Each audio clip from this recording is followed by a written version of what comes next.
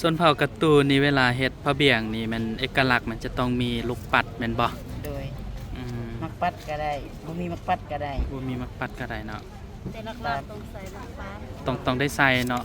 อืม เพราะว่าเป็นเอกลักษณ์ของชนเผ่าเฮาดี อืม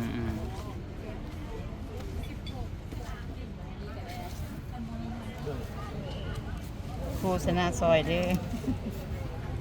อันนี้จะเป็นเส้นเนาะเบิ่งนี้เนาะ อันนี้เป็นสิ้น เออ เป็นผ้าเบี้ยงอันนี้เป็นกระเตียว ผักกระเตียว เตียว เนาะ ของผู้ชายอันนี้ จะมีหลายแบบแม่นบ่เตียวผู้หญิง อันนี้เป็นไซส์ L สิวะโอ้ ใส่แอลบ้านเฮาบอก ของเขากระตูเขากระตู อันนี้เป็นทองเนาะ อันนี้เป็นกระเป๋าของผู้หญิง กระตู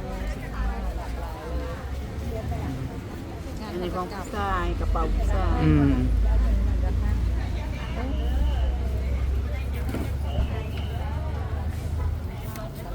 บุญนุ่นซอยเด้อปีหนึ่งมีทีหนึ่งเด้อ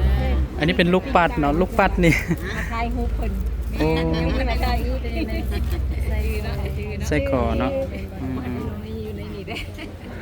พอฮู้ดีเด้ อันนี้แม่น ใส่แขนจะเป็นใส่อันนั้นไม่กระเจก็ได้เป็นใส่อันนั้น อันนี้มันมักเดือดมักเดือยตัวอืม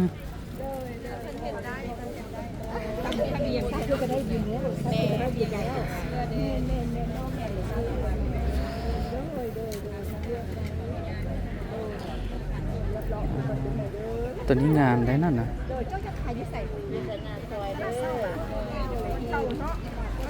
กันทุกปีเนาะ